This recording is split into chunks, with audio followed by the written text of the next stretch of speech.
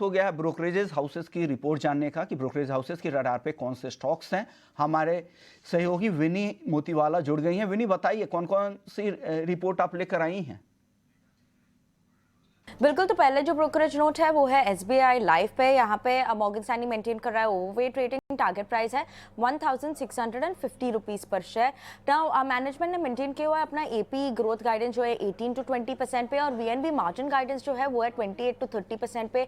इसीलिए देखें तो मॉर्गन स्टैनली काफ़ी पॉजिटिव है एसबीआई लाइफ पे। वो बोल रहे हैं कि ऐसा कोई रिस्क नहीं दिख रहा है उनको जहाँ पे इंक्रीज करेगा एसबीआई के लिए जो कमीशन पे आउट है वहाँ पे कुछ इंक्रीज होगा, तो इसीलिए ज़्यादा कुछ स्ट्रेस नहीं लग रहा है उनको, क्योंकि एसबीआई का जो अडॉप्ट करा है एक ओपन आर्किटेक्चर, जो मैनेजमेंट देख रहा है कि वहाँ पे प्रोबेबिलिटी काफ़ी कम है रिस्क के लिए।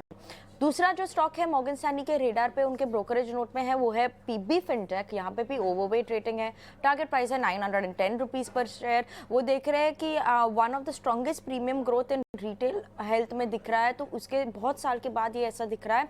और इंक्रीमेंटली फोकस भी रहेगा ऑन कंपनी की फोकस, जो पीबी फिनटेक की फोकस है वो उनके एड स्पेंड्स पे, स्पेशली हेल्थ बिजनेस साइड पे जहाँ पे रिटेल हेल्थ में काफ़ी स्ट्रॉन्ग प्रीमियम दिख रहा है, तो इसीलिए पीबी फिनटेक भी फोकस में रहेगा।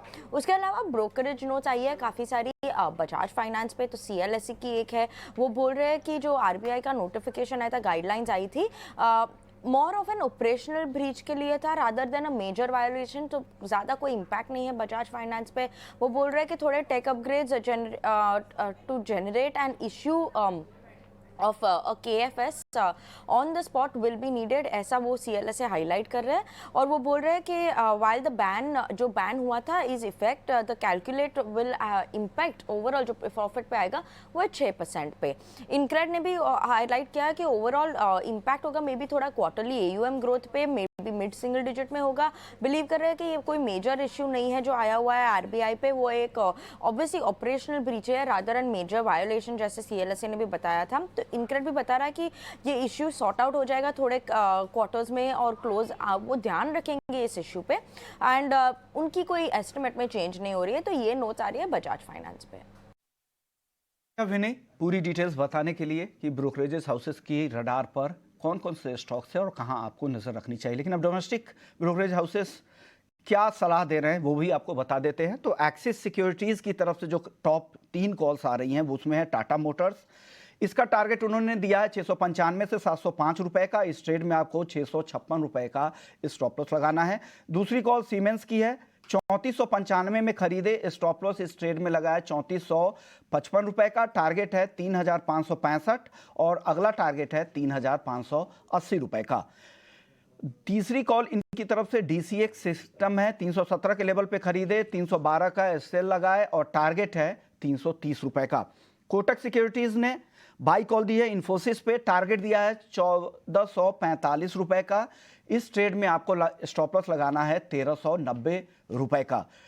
दूसरी कॉल है टाटा स्टील, टारगेट है 128 का, स्टॉप लॉस लगाना है 121 का। 5 पैसा कैपिटल की तरफ से जानते हैं कि कौन कौन से स्टॉक्स है। 2 स्टॉक्स 5 पैसा कैपिटल ने सलाह दी है खरीदारी की। हिंडाल्को 530 के टारगेट के लिए खरीदे, इस ट्रेड में आपको 490 रुपए का स्टॉप लॉस लगाना है।